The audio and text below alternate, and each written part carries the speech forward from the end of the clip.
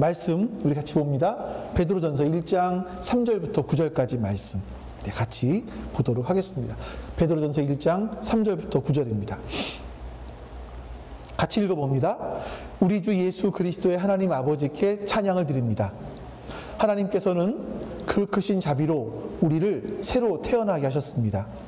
그리하여 그는 죽은 사람들 가운데서 예수 그리스도가 부활하심으로 말미암아 우리로 하여금 산 소망을 갖게 해주셨습니다. 썩지 않고 더러워지지 않고 낡아 없어지지 않는 유산을 물려받게 하셨습니다. 이 유산은 여러분을 위하여 하늘에 간직되어 있습니다. 하나님께서는 여러분의 믿음을 보시고 그의 능력으로 여러분을 보호해 주시며 마지막 때에 나타나기로 되어 있는 구원을 얻게 해 주십니다. 그러므로 여러분이 지금 잠시 동안 여러 가지 시련 속에서 어쩔 수 없이 슬픔을 당하게 되었다 하더라도 기뻐하십시오. 하나님께서는 여러분의 믿음을 단련하셔서 불료 단련하시지만 결국 없어지고 마는 금보다 더 귀한 것이 되게 하시며 예수 그리스도께서 나타나실 때에 여러분에게 칭찬과 영광과 존귀를 얻게 해 주십니다. 여러분은 그리스도를 본 일이 없으면서도 사랑하며 지금 그를 보지 못하면서도 믿으며 말로 다 표현할 수 없는 즐거움과 영광을 누리면서 기뻐하고 있습니다. 여러분의 믿음의 목표는 곧 여러분의 영혼의 구원을 받고 있는 것입니다. 아멘. 제가 이 말씀을 준비하면서 좀 간절함 플러스 부담감 이런 것들을 가지고 좀 말씀을 나눕니다. 여러분들 이 베드로전서는요, 오늘 본문은 여러분들이 베드로전서를 이해하기 위한 가장 토석입니다. 중요한 핵심이라고 말씀드릴 수 있어요. 이거를 여러분들이 딱 중심으로 놓고 있으면 베드로전서가 구원이 이런 거구나, 구원은 이렇게 이루어져 가는 거구나, 또 새로운 소망들이 생겨날 수 있을 텐데 이게 없으면, 이게 무너져 버리면 베드로전서를 읽어가시면서 다르게 이해하실 수도 있을 것 같아요. 뭐 어떤 의미에서는 그리스도인의 삶도 마찬가지겠죠. 우리가 어떤 기초를 놨느냐, 이게 어떤 기초를 놓느냐에 따라서 그리스도인으로 잘 성장할 수 있느냐 없느냐가 결정되기도 합니다. 오늘 본문의 내용이 바로 그런 내용입니다. 베드로전서는 베드로가 당시 소아시아, 그러니까 우리 아시아가 아닙니다. 그 당시 로마에서 소아시아라고 불려져 있던 그쪽 지역에 있는 사랑하던 그리스도인들에게 마지막 유언처럼 쓴 편지예요. 그러니까 유언이니까 얼마나 의미심장한 내용들이 많이 있었겠습니까? 그러니까 당시에 그리스도인으로 산다라는 건 지금보다 훨씬 더 어려웠어요. 근데 베드로 사도도 역시 자신도 사도로 또 그리스도인으로 살아가면서 어려움들을 많이 겪었고 그 당시 그리스도인으로 사는 것이 얼마나 힘든지를 알았기 때문에 얼마나 그들이 힘들어했을지, 얼마나 좌절했을지, 낙심했을지 알고 있었기 때문에 이 편지를 쓰면서 이 구원을 받은 사람들이 어떤 선물을 받은 존재인가, 이런 것들, 그래서 믿음을 더욱더 굳세게 하고 싶었던 거죠. 그래서 이제 우리가 베드로를 보면 사실 베드로가 어부 출신 아닙니까? 그래서 이 히브리어를 잘 쓰는데 헬라어는 잘 못하는 사람으로 알고 있어요. 그래서 사실 이 편지는 베드로가 쓴 것이 아니라 다른 사람이 대피를 냈습니다. 헬라어로 잘 바꿔서. 그래서 너무 잘 표현을 했어요. 너무나. 자, 우리 한번 3절 말씀을 볼까요? 같이 한번 읽어. 구원이 여러분 거기 기록되어 있는데 구원이 여러분 3가지 시제로 기록되어 있어요. 베드로가 그걸 잘 표현해요. 3절 말씀 같이 읽습니다. 시작. 우리 주 예수 그리스도의 하나님 아버지께 찬양을 드립시다. 하나님께서는 그 크신 자비로 우리를 새로 태어나게 하셨습니다. 그리하여 그는 죽은 사람들 가운데서 예수 그리스도가 부르심으로 말미암아 우리로 하여금 산 소망을 갖게 해주셨습니다. 자, 여기서 보면 구원이 시제로 봤을 때 과거, 현재, 미래 뭡니까? 예수 그리스도의 하나님 아버지께서 찬양드립니다. 하나님께서 그 크신 자비로 우리를 새로 태어나게 하셨습니다. 과거형으로 기록되어 있어요. 과거에 하나님께서 우리를 새로 태어나게 하셨습니다라고 표현해요. 무엇으로? 하나님께서 그의 크신 자비로. 자, 그런데 5절 보세요. 5절 말씀 읽어볼까요? 같이 시작. 하나님께서는 여러분의 믿음을 보시고 그의 능력으로 여러분을 보호해 주시며 마지막 때에 나타나기로 되어 있는 구원을 얻게 해 주십니다. 자, 뭐라고 되어 있습니까? 구원을 언제 받아요? 구원을 언제 이루어요? 마지막 때에. 마지막 때에 나타나기로 되어 있는 구원을 얻게 해 주실 겁니다. 그러니까 미래, 마지막 그때에 우리가 구원을 완전하게 얻는다라는 얘기예요. 아까는 과거에 이미 구원 받았습니다 라고 표현을 했어요. 여기서는 미래의 구원을 얻게 될 겁니다 라고 얘기를 해요. 근데 이것으로 끝이지 않습니다. 9절 말씀을 좀 볼까요? 읽습니다. 시작. 여러분은 믿음의 목표, 곧 여러분의 영혼의 구원을 받고 있습니다. 9절. 아, 이게 이렇게 해놨어요, 내가? 네, 9절을 안 써놨나 보죠? 9절 밑에 것만 시작. 여러분은 믿음의 목표, 곧 여러분의 영혼의 구원을 받고 있는 것입니다. 이게 뭐예요? 현재. 내가 구원을 받고 있는 중이다. 이렇게 얘기하는 거죠. 자, 여러분, 좀 이상하지 않으십니까? 우리는 새로 태어났어요. 3절에 보니까 새로 태어났어요. 이미 구원 받은 사람들입니다. 근데 이건 과거에 이루어진 일이란 말이죠. 근데 5절에서는 뭐라고 말씀했습니까? 미래에 마지막 날 구원을 얻게 될 것이라고 미래형으로 쓰고 있어요. 구원을 미래에 얻게 될 것이다. 여기서는 9절에서는 우리는 구원을 받아가고 있다. 현재형으로 쓰고 있어요. 여러분, 이게 뭐 중요하다고 이런 말을 하나 하실 수 있겠지만, 우리가 이 세 가지 구원의 세 가지 시제, 그러니까 이거를 제가 예전에 설명드렸지만, 구원, 성결, 성화, 거룩, 좋습니다. 두 번째. 마지막 영화예요. 이거 놓쳐버리고, 이 두 가지를 놓쳐버리고 첫 번째 거, 구원 받았습니다. 이것만 기억하고 살잖아요? 그러면 나는 구원 받았어. 이제 죽어도 천국 가. 끝! 현재 삶이 없어요. 현재. 하나님께서 나를 통해서 나를 구원해 가시는, 나를 변화시켜 가시는, 그래서 말미암아 그리스도인으로서 살아가는 그 삶이 없는 거예요. 나는 구원받았어. 천국 가. 하지만 이 땅을 살아가면서 살아가는 목표는 세상 사람과 똑같아요. 왜? 하나님께서 나를 구원을 이루어 가시는 걸 생각하지 않아요. 내가 구원을 이루어 가야 된다고 생각하지 않아요. 마지막 날 구원이 완성될 거라는 것이 없어요.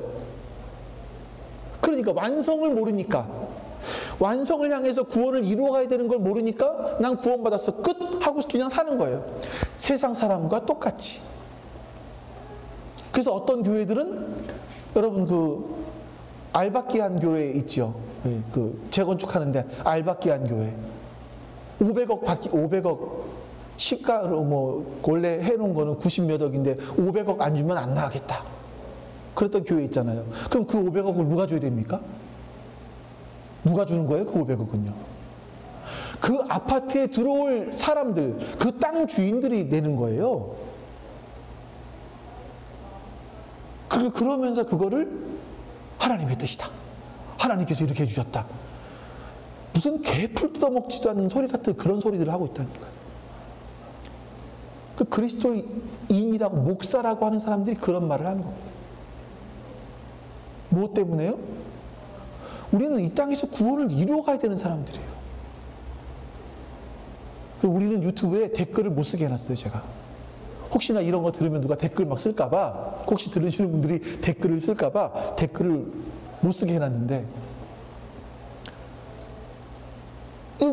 이걸 모르니까 이 땅에서는 세상 사람과 똑같은 목표를 가지고, 그러면서 세상 것들이 이루어지면 하나님의 뜻이다 이러면서 살아가는 거죠.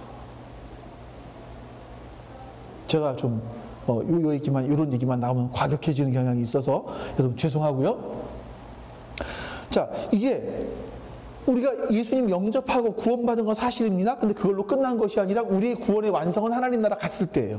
마지막 날이에요. 우리에게 개인의 종말일지 아니면 주님이 다시 오실 때일지 모르지만 마지막 날에 우리의 구원은 완성될 거예요. 근데 이 완성될 때까지 하나님은 우리의 구원을 이루어 가십니다. 우리는 그래서 이 땅을 살아가면서 계속 거룩해져야 되는 거예요. 하나님께서 우리의 구원을 이루어 가시는 거죠. 네. 이거를 여러분들이 기억하셔야 돼요. 베드로전서를 읽으시면서 구원에 대해 생각하시면서 이거를 놓쳐버리면 다 기억하시는 것 같아요. 이거를 놓쳐버리면 우리의 삶은 세상 사람과 똑같은 목적을 가지고 세상 사람과 똑같이 살아가요. 거기다가 플러스 교회 나와서 예배드리며 하나님께 복을 달라고 빌어요. 무슨 복? 세상의 복. 그 세상 사람보다 더한 사람들이 되기도 하죠. 이러다 보니까 이런 내가 구원받아 구원이 완성돼야 되고 그 구원의 완성을 향해서 가야 되는 사람이야. 그 구원의 완성을 향해서 이 땅에서 내가 어떤 일들을 다 겪어야 되는지를 모르기 때문에 우리는 이 땅을 살아가면서 이런 질문들을 합니다. 5가지 정도로 요약할 수 있는데 내가 왜 살아야 되지? 예?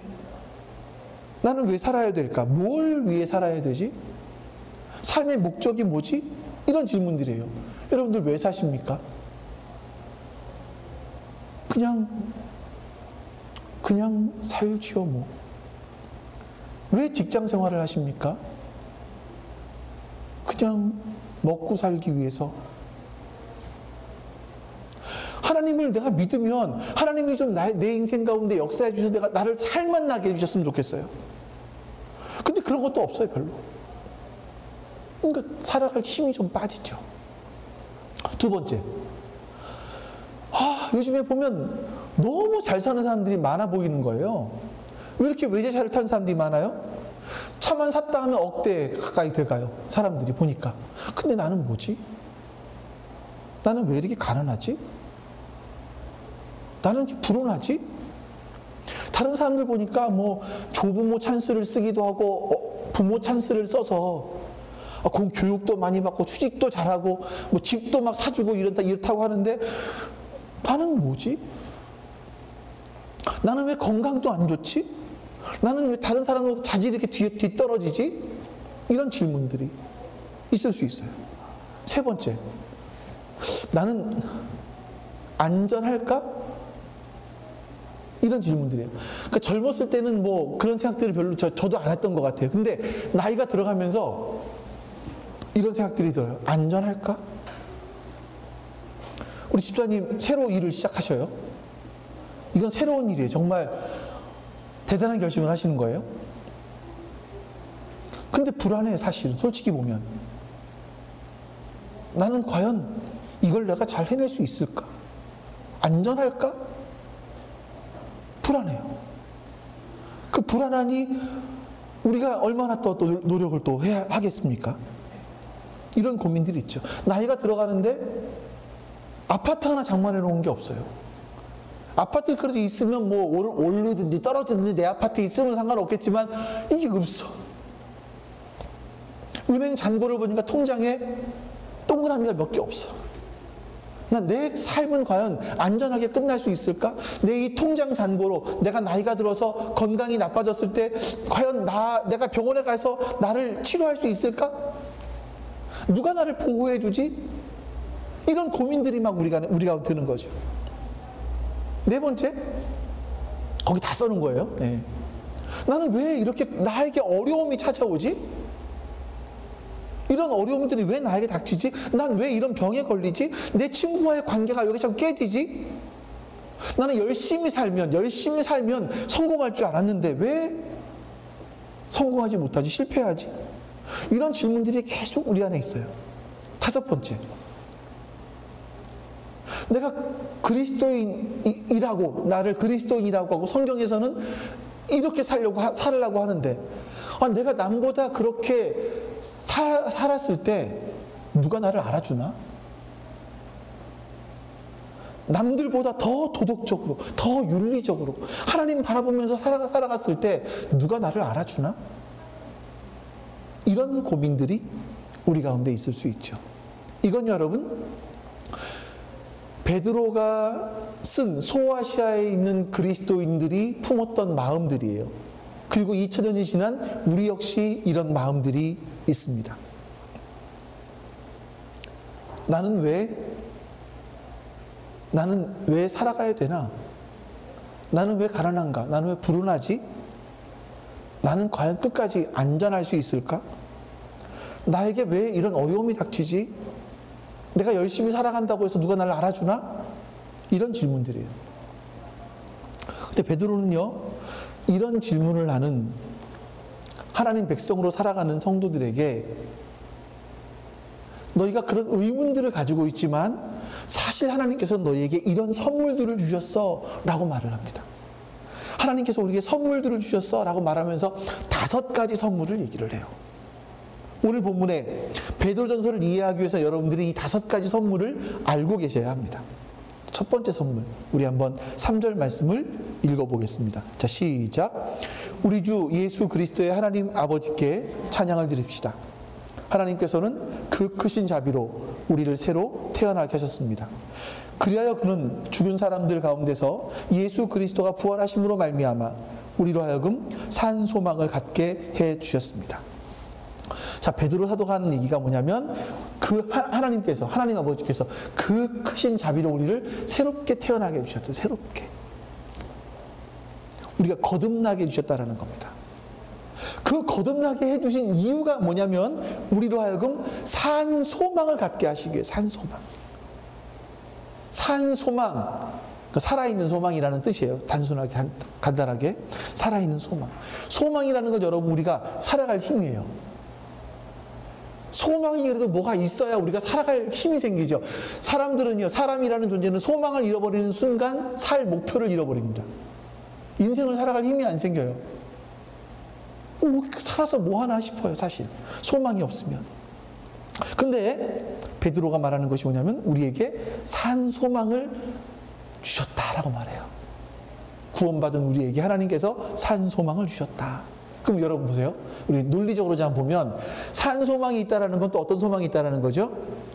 죽은 소망이 있다라는 거예요. 여러분 그렇습니다. 산 소망이 있고 죽은 소망도 있어요. 그러니까 살았다 죽었다라는 건 뭐냐면 우리 산 소망이라는 건 우리를 생명으로 이끌어가는 것이라면 죽은 소망이라는 건 우리에게 생명을 주지 못하는 소망을 말합니다.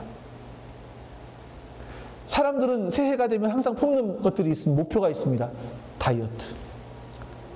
저도 소망이 있어요. 이 양복을 입었을 때, 이게 좀 이렇게 좀 편안하게 겹쳤으면 좋겠어요.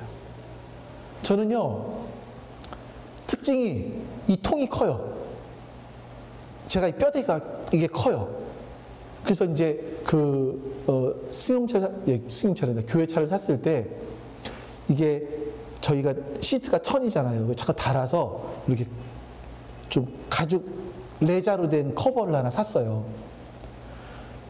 근데 그 레자 뒤쪽에 등받이가 받침대가 이렇게 있었습니다. 이게 아파요. 제 친구 목사가 타보더니 야 이거 너무 좋다 딱 맞는데 하는데 저는 아파요. 낑겨요 여기가. 그만큼 여기 통이 큰 거예요 제가.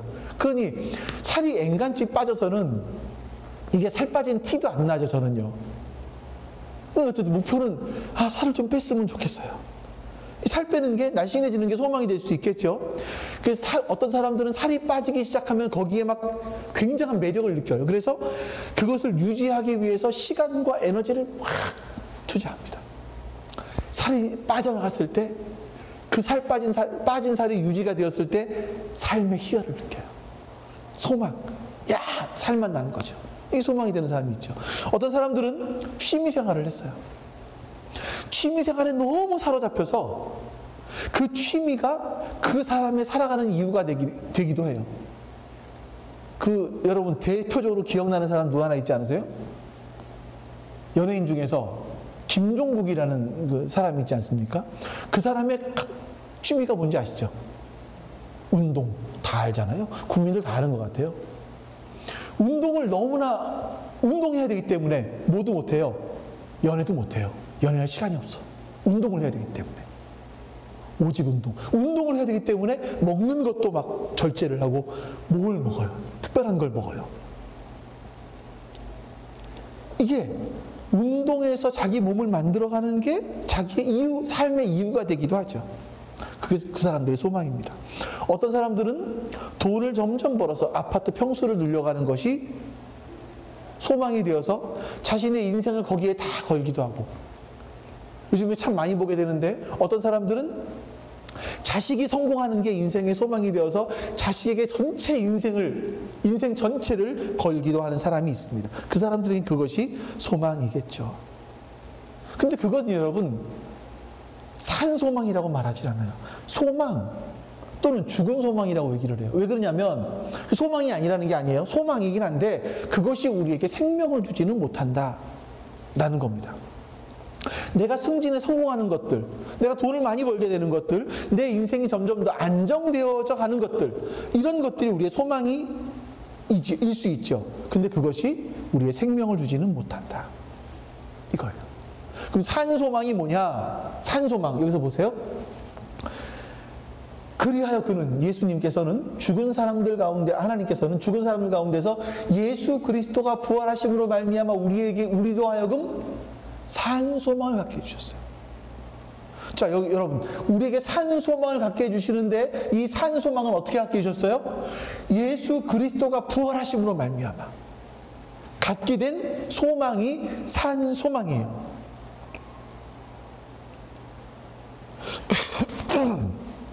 이 말씀 뭐냐면 결국 우리가 이 땅을 살아갈 수 있는 소망, 그건 죽고 난 다음에도 우리가 부활할 수 있다라는 소망, 그래서 새로운 세계로 들어갈 수 있다라는 그 소망입니다. 그게 산소망이라는 거예요. 예수님은 돌아가시고 부활하신 걸 통해서 우리에게 보여주신 것이 뭐냐면 이 땅이 전부가 아니야. 이 땅이 끝이 아니야. 죽고 난 다음에 세계가 있어라는 걸 말씀해 주셨어요. 보여주셨어요. 왜 이것이 우리에게 중요한 선물이 될 수 있습니까? 여러분, 사람이요, 앞으로 무슨 일이 일어날지를 분명히 알면 자신의 인생의 목표가 선명해집니다. 내 앞에 내가 이렇게 했을 때 그 앞에 어떤 일이 일어날 거야 라는 걸 분명히 알면 내 삶이 선명해져요. 어떤 사람들은 살을 빼고, 살을 살리기도 하는데, 살을 빼서 아주 건강한 몸을 가졌을 때 결혼하기도 쉽고, 또 취직하기도 쉽다, 이런 사실을 분명히 안다면, 그게 그렇다는 거 아니에요. 자신은 그렇게 안다면 그 사람은 자신의 몸을 가꾸는데 굉장히 마음과 정성을 쏟을 거예요. 이게 소망이라는, 소망의 속성이에요. 마찬가지로 여러분, 죽은 다음에 세계가 있다라는 건, 하나님께서 미리 그 세계를 준비해 주셨다라는 걸 알면 이 땅에서 우리가 살아가는 의미가 달라집니다. 이게 여러분 첫 번째 질문에 대한 답이에요. 내가 왜 사나? 그건 내가 이 땅에 이 땅에서 살았던 그 삶의 열매를 가지고 예수님처럼 하나님의 나라로 부활해서 하나님의 나라로 갈 것이라는 그 소망이 있기 때문입니다. 우리는 이런 산 소망을 가진 사람이에요.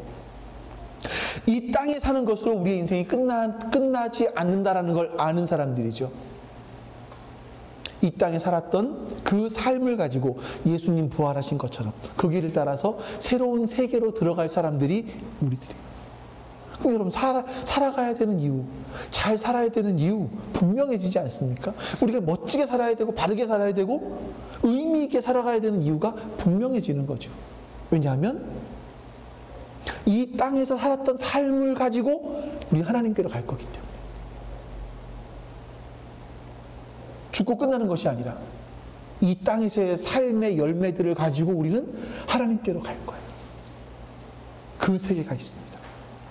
이게 하나님께서 거듭난 것을 통해서 우리에게 주신 첫 번째 선물이에요. 두 번째는 뭐냐면, 우리 4절 말씀 읽어볼까요? 자, 4절 말씀 시작. 썩지 않고 더러워지지 않고 낡아 없어지지 않는 유산을 물려받게 하셨습니다. 이 유산은 여러분을 위하여 하늘에 간직되어 있습니다. 자, 산소망은요, 죽고 난 다음에 그 다음에 세계가 있다. 그렇기 때문에 이 땅에 사는 동안에 내가 의미 있고 바르게 살아갈 이유가 그거다. 이런 동기가 된다면, 두 번째는요, 그 이후에 받게 되는 것을 말합니다. 하나님께서 우리에게 유산을 주신다라고 말씀해요. 이 유산의 성격을 세 가지로 얘기하죠. 여기 말씀 보시면요, 첫 번째, 썩지 않고, 두 번째, 더러워지지 않고, 세 번째, 낡아 없어지지 않는 유산이다 라고 말을 합니다. 우리가 유산을 받기도 하잖아요. 어떤 사람들은 유산을 빚으로 받기도 하고, 어떤 사람들은 유산을 실제 받기도 하겠죠. 근데 우리가 받은 유산들은 사실 다 낡아질 것들입니다. 없어지는 것들입니다. 근데 베드로가 말하는 건 썩지 않고 더러워지지 않고 낡아지지 않는 그 유산을 하나님이 준비해 놓고 계신다라고 말씀하는 거예요. 여기서 간직되어 있다라는 단어가 현재 완료형으로 쓰여 있거든요. 그러니까 이 말은 뭐냐면, 너희가 받을 유산을 우리말로 했을 때 하나님께서 하나님 나라의 스위스 은행에 잘 보관해 두고 계신다. 아무도 손대지 못하도록. 아무도 손대지 못하도록 하나님께서 하나님 나라의 스위스 은행 계좌에 보관해 두고 계신다라고 말씀하고 있는 거죠. 여러분, 이 유산은요, 두 번째 질문과 관련이 있습니다. 나는 왜 가난할까? 나는 예수 믿는데 왜 가난하지? 나는 왜 불운하지? 나는 왜 별로 가진 게 없지? 이런 질문에 대해서, 얘들아, 거듭난 너희에게는 썩지도 않고 더럽혀지지도 않고 낡아 없어지지 않는 유산이 하나님 나라에 준비되어 있어. 너 그걸 바라보고 살아. 이렇게 말씀하고 있는 거죠. 그리고 이제 그 다음에 나머지 세 가지를 이야기하는데, 이게 뉘앙스가 마치 이런 것 같아요. 하나님이 주신 선물은 종합 선물 세트와 같은 거죠. 그래서 우리가 구원을 딱 받은 사람들에게 하나님이 종합 선물 세트를 주시는데, 딱 뚜껑을 열어봤더니 두 가지가 있는 거예요. 보이는 거예요. 하나는 뭐냐면 산 소망, 또 한 가지는 유산. 이 두 가지예요. 이거를 딱 드러냈더니 그 밑에가 세 가지가 또 쫙 깔려 있는 거예요. 너무 더우세요? 더우세요? 좀 에어컨 온도를 낮춰드릴까요? 더우세요? 낮출까요? 괜찮으세요? 괜찮으세요? 네. 네, 이제 온도가 올라가서 찬바람이 약간 나오는 것 같기도 합니다. 네.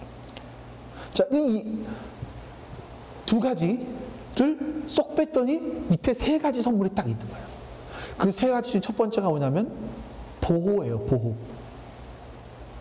4절에서는요, 그 유산이 여러분을 위해서 하늘에 간직되어 있다라고 말했어요. 그리고 그 유산을 받을 너희들이 어떤 존재인지 아니? 어떻게 이 땅에 사는 줄 아니? 라고 하면서 5절 말씀을 합니다. 5절 말씀 같이 읽어볼게요. 하나님께서는 여러분의 믿음을 보시고 그의 능력으로 여러분을 보호해 주시며 마지막 때에 나타나기로 되어 있는 구원을 얻게 해 주십니다. 자, 하나님께서 우리의 믿음을 보시고 하나님의 능력을 따라서 우리를 어떻게 해요? 보호해 주신다라고 말씀합니다. 언제까지 보호해 주십니까? 마지막 때에 나타나기로 되어 있는 구원을 얻을 때까지. 우리가 그 산소망을 가지고 살다가 하나님 나라에 가서 하나님께서 유산을 딱 주실 그때까지 하나님이 우리를 보호하신대요. 보호. 앞에서 말씀드린 것처럼 마지막 날에 온전한 구원이 이루어지게 되는데, 그 이루어질 때까지 하나님께서 우리에게 주실 유산을 하나님 나라 스위스 은행의 계좌에 보관해 두고 계시고, 딱 보관해 두고 계시고, 그 은행 계좌에 가서 하나님이 준비하신 선물을 유산을 받을 때까지 하나님은 우리를 이 땅에서 보호해 주신다라고 약속하세요. 보호해 주신다. 이게 하나님의 약속입니다. 여러분들은 하나님께서 우리를 보호하신다는 사실을 믿으세요? 아멘. 네. 하나님께서는 우리를 마지막 날까지 보호하십니다. 근데 문제가 있어요. 잘 못 느껴요, 우리가. 하나님이 나를 보호하시는 게 맞나? 잘 못 느껴요. 왜 못 느낄까? 여기 답이 있어요. 뭐 같으세요? 중요한 단어가 문장이 하나 나와요. 하나님께서는 여러분의 믿음을 보시고 그 능력으로 여러분을 보호해 주시며, 하나님은 여러분의 믿음을 보시고 그의 능력으로 여러분을 보호해 주신다라고 말씀하고 있는 거죠. 우리의 믿음을 보시는 거예요. 우리의 믿음으로 말미암아 하나님은 우리의 믿음 보시고 우리를 보호해 주십니다. 그러니까 하나님은 우리를 보호하시는데 그 보호하심을 내가 깨닫기 위해서, 그 보호하심이 내 것이 되기 위해서는요, 나에게 필요한 것이 우리의 믿음이다 라고 말씀해요. 다시 정리해 볼게요. 하나님께서 우리를 보호하세요. 언제까지? 죽을 때까지 나를 놓지 않고 보호하세요. 하나님의 눈은 항상 나를 주목하고 계시고요, 눈을 떼지 않으세요. 하나님의 능력으로 나를 그렇게 보호하고 계세요. 근데 그런 보호하심이 나의 것이 되게 하려면 나의 믿음이 필요하다고 말씀하세요. 자, 여러분, 믿음이라는 게 뭐죠? 믿음이라는 건 구약적으로 얘기했을 때는요, 버텨내는 거예요. 하나님의 약속 하나 바라보고 버텨내는 거죠. 그게 산소망을 갖고 있는 것 같아요. 요셉이 갖고 있었던 믿음처럼, 하박국이 말하는 믿음처럼. 신약으로 했을 때는요, 성실함, 충성, 믿음 같이 써요. 예. 성실함과 충성, 믿음, 이 세 가지를 같이 써요. 그러니까 믿음이라고 했을 때 뭘로 보시냐면 나한테 내가 믿음이 있다 라고 하는 걸 나에게서는 뭘로 볼 수 있냐면, 나는 하나님께 충성하고 있나, 나는 하나님 앞에 성실하게 살아가고 있나, 말씀대로 이걸 보면 알 수 있는 거예요. 이게 믿음이에요. 믿음은 믿습니다 해서 내 안에 어떤 확신을 쇠뇌하는 것이 아니에요. 믿음은 나의 삶으로 확인할 수 있어요. 내가 하나님 말씀에 대해서 충성하나, 하나님 앞에 성실하게 살아가고 있나, 이게 믿음인 거죠. 이런 믿음을 보시고 하나님은 그 능력으로 우리를 보호해 주신다라고 말씀합니다. 얼마나 놀라운 말씀인지 모릅니다. 이게 하나님의 주권과 인간의 책임을 이야기할 수도 있죠. 하나님은 우리를 책임지시고 끝까지 보호하십니다. 근데 그 끝까지 보호하시는 그 보호가 내 것이 되게 하려면 내 안에 하나님께서 하시는 일들을 믿는 것이 필요해요.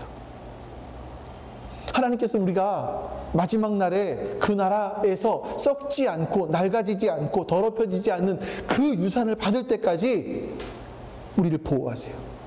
지켜주십니다. 여러분, 이 사실이 여러분 안에 믿어지시길 바라요. 네. 근데 그것이 내 것이 되기 위해서는 어떻게 하라고요? 믿음을 보세요. 믿음을 보시고. 네. 이게 우리가 세 번째 했던 질문입니다. 안전할 수 있을까? 네. 하나님은 우리가 하나님께서 하신 일들을 믿을 때 하나님 우리를 안전하게 보호하십니다. 네 번째 질문, 나에게 왜 이런 고난이 있지? 여기에 대한 답이 6절과 7절에 나옵니다. 우리 같이 한번 또 읽어볼게요. 6절, 7절. 그러므로 여러분이 지금 잠시 동안 여러 가지 시련 속에서 어쩔 수 없이 슬픔을 당하게 되었다 하더라도 기뻐하십시오. 하나님께서는 여러분의 믿음을 단련하셔서 불로 단련하지만 결국 없어지고 마는 금보다 더 귀한 것이 되게 하시며 예수 그리스도께서 나타나실 때에 여러분에게 칭찬과 영광과 존귀를 얻게 해 주십니다.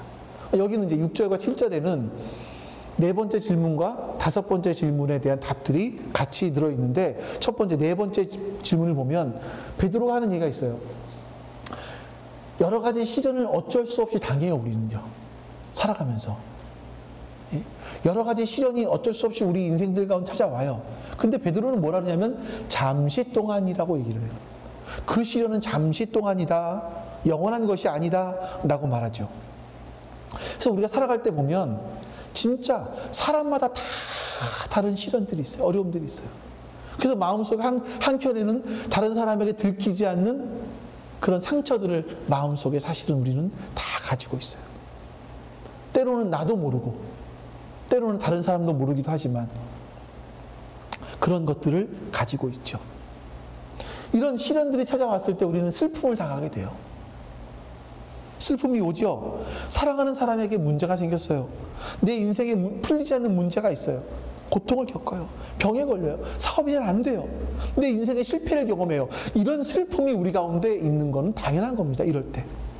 근데 베드로가 뭐라고 얘기합니까? 슬픔을 당하게 되었다 하더라도 뭐 하라고요? 기뻐하라고 합니다.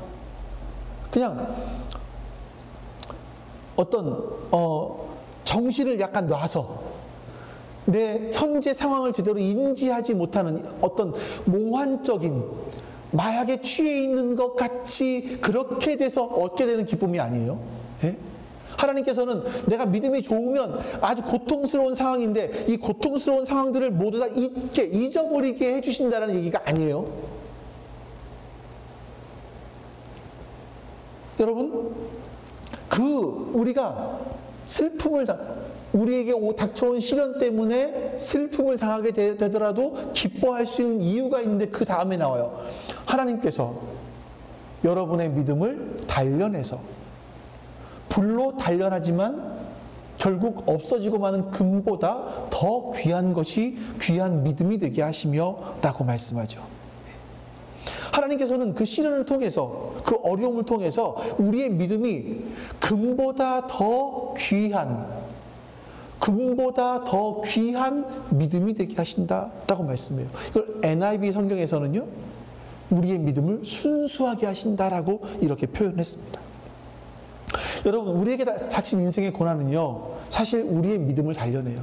그래서 우리의 믿음을 순수하게 만들어주는 거죠. 이 땅에서 고난을 겪을 때 사람들은 자기가 하나님 앞에서 어떤 존재인지를 발견해가기 시작을 해요. 내가 정말 고난을 겪은 이후에야 비로소 고난을 겪을 때 사람들은 하나님께 기도하기 시작해요. 평탄할 때는 별로 기도 안 해요. 그래서 하나님 때로 우리의 기도를 시킬 때 우리의 고난을 주세요. 기도해야 될 때. 이게 참 인간의 모순인 것 같아요. 편안할 때 더 기도해야 되는데 편안하면 기도 안 하고, 그래서 기도해야 되기 때문에 어려움을 하나님이 주시고, 저 자신을 봐도 그렇고, 이 너무나 모순이 아닌가요? 우리가 기도할 때는 하나님 이 어려움이 없어지게 기도해 주세요. 이 문제가 잘 되게 해 주세요라고 기도해요. 근데 잘 되면 기도 안 해요.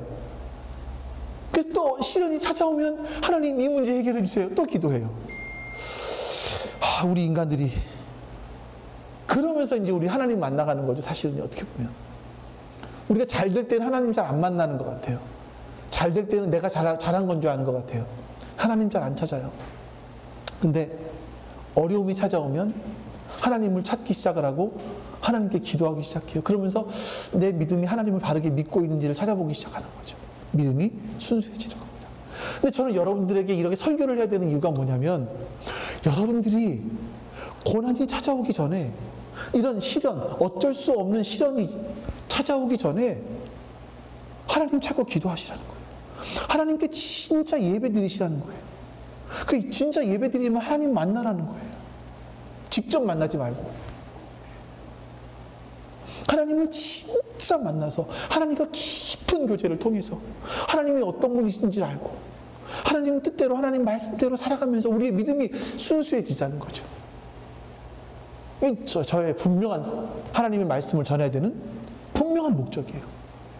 여러분들에게 이렇게 이 나른한 이 시간에도 여러분들에게 이런 말씀을 전하면서 들으십시오라고 말씀하는 이유가 거기에 있는 거죠.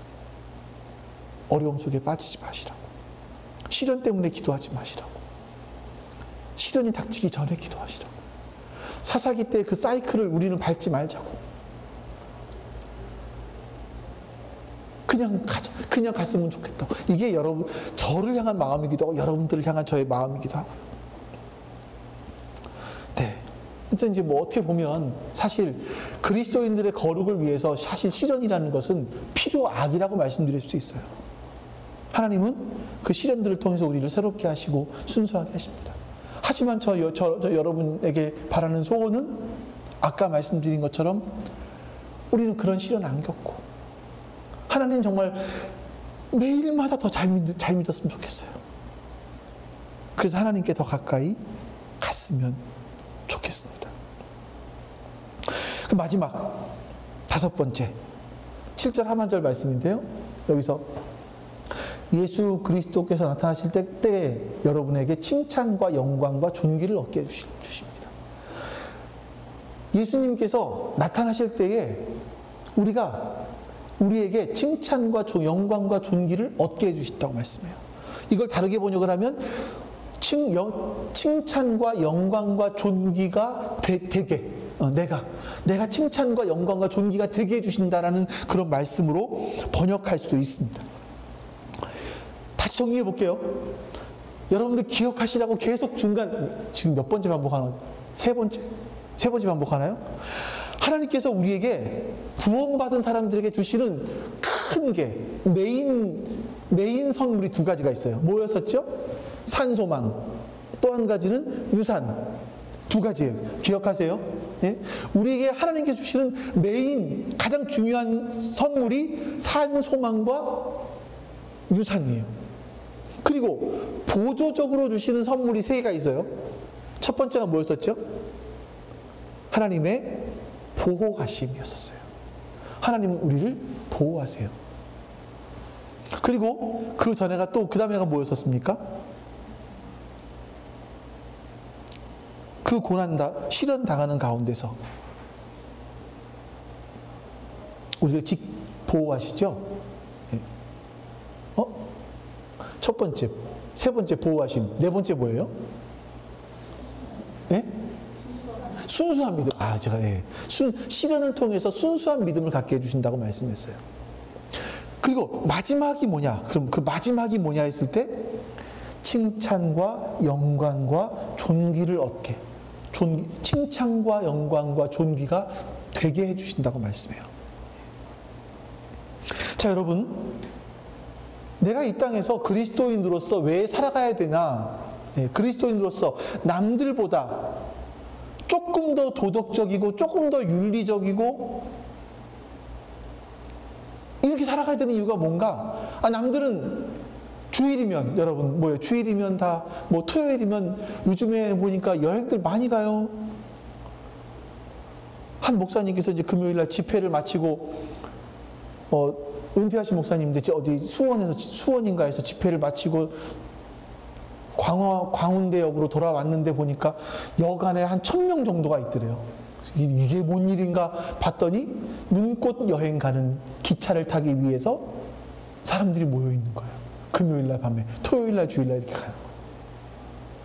아니, 그렇게들 여행을 가는데 국내 여행이다. 요즘에는 또 국내 여행은 또 비싸니까 어디 갑니까? 해외여행, 제주도나 해외 가는 거나 똑같다 그래서 해외여행 그렇게 나가는데 우리는 주일에 매여서 좀 자유하고 싶지 않으세요? 주일날 이제 온라인으로 예배 드릴 수 있으니까 그냥 좀 편하고 싶지 않으세요? 우리가 이렇게 살아가야 되는 이유가 뭡니까? 마지막에 하신 말씀 뭐냐면 우리가 칭찬과 영광과 존귀가 되게 하신다라고 말씀해요. 다시 말하면 하나님이 나의 삶을 보고 계세요. 하나님께서 여러분들이 그렇게 예배드리기 위해서 최선을 다하고 하나님 말씀을 실천하기 위해 최선을 다하고 있는 그 모습을 아무도 안 보는 게 아니라 하나님이 보고 계신다라고 말씀해요. 세상 이 물결에 비하면 나는 마치 못 하나 같아. 작은 못. 있는지 없는지도 사람들이 나를 몰라요. 누가 나를 바라봐 주겠어요? 그쵸? 누가 여러분들의 삶을 주목하고 바라보겠어요? 예? 우리가 얼마나 대단하다고.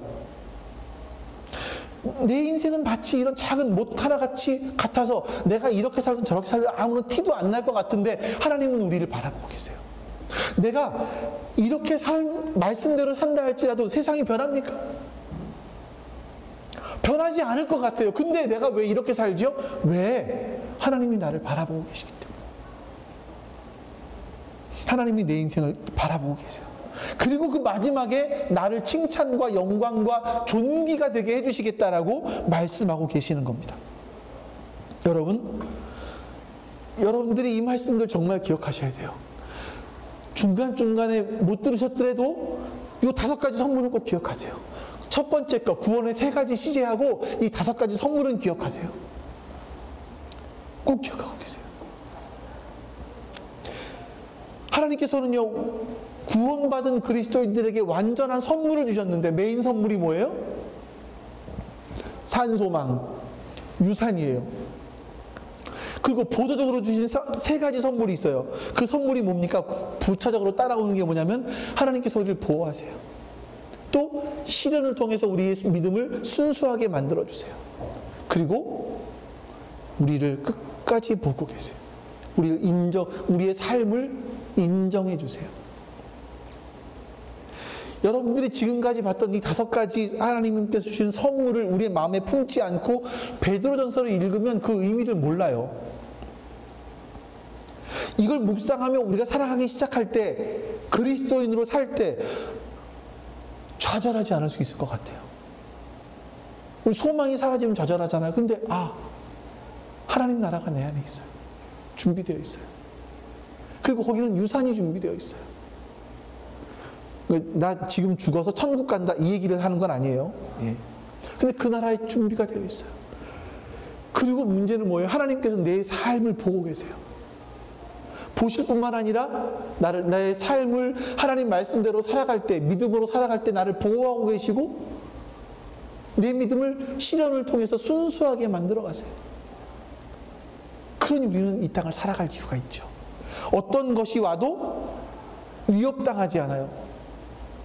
누구도 우리를 무시할 수 없어요. 우리를 무명하다고 무시할 수 없어요. 내가 걸어가는 그 의연한 발걸음이 흔들리지 않고 살아갈 수 있는 거죠. 베드로는 소아시아에 있던 그리스도인들이 그런 삶을 살기 원했고, 또 이 글을 읽는다 생각했을지, 우리가 읽을 거라 생각했을지 모르겠어요. 하지만 이 글을 읽는 모든 사람들이 바로 그렇게 살아가기를 원했던 겁니다. 여러분, 우리가 그리스도인으로 이 땅에 살아가다 보면 어려움들이 있게 됩니다. 꼭 이렇게 살아야 되나? 이런 질문들이 우리를 공격해 올 거예요. 분명히. 그때 여러분들 이 5가지 선물을 기억하십시오. 이 선물을 마음에 새기세요. 그리고 이 선물을 주시기 위해서 우리 대가를 치르신 예수님을 기억하세요. 그랬을 때 이 땅에서 의연하고 꿋꿋하고 흔들리지 않고 우리는 살아갈 수 있을 겁니다. 그리고 마지막 날 주님께서 약속하신 썩지 않고 낡아지지 않고 더럽혀지지 않는 그 유산을 우리는 하나님 나라에 가서 누릴 거예요. 분명하게. 그 나라에 갔을 때 하나님은 우리가 이 땅에 살았던 열매들을 가지고 영광과 존귀와 찬송이 되게 하실 거예요. 저는 여러분과 제가 그렇게 될 수 있기를 소망합니다. 또 이 말씀이 그렇게 되는 기초가 되실 수 있기를 축원합니다. 하나님께서 예수 그리스도를 통하여서 그 크신 은혜로 우리를 구원하셨고 새로 태어나게 하셨고 우리에게 산소망과 또 하나님 나라에 보관되어 있는 유산과 그 하나님 나라에 도착해서 그 유산을 받기까지 하나님께서 우리를 보호하시고 시련을 통해 우리의 믿음을 순수하게 하시며 우리의 삶을 지금 우리가 그리스도인답게 살아가려고 하는 그 삶을 하나님이 보고 계심을 우리가 오늘 말씀을 통해 배웠습니다. 우리가 우리의 삶을 통해서 우리의 구원을 이루어가게 해주시옵소서. 우리의 완성될 구원을 바라보며 우리의 구원을 이루어가는 삶을 살아가게 도와주시옵소서. 여호와는 내게 복을 주시고 너를 지키시기를 원하며 여호와는 그의 얼굴을 내게 비추사 은혜 베푸시기를 원하며 여호와는 그 얼굴을 내게로 향하여 드사 평강 주시기를 원하노라. 아멘. 이제는 우리에게 참 생명을 주시기 위해 이 땅에 오신 우리 주 예수 그리스도의 은혜와 그 아들을 보내시기까지 우리를 사랑하신 그 아버지 하나님의 가슴 아픈 사랑하심과 우리로 하여금 그 사랑이 믿어지도록 역사하시는 성령님의 역사하심이 지금 주 앞에 예배한 모든 하나님 백성들 머리 위에 지금부터 영원토록 함께 하시기를 간절히 축원하옵나이다. 아멘.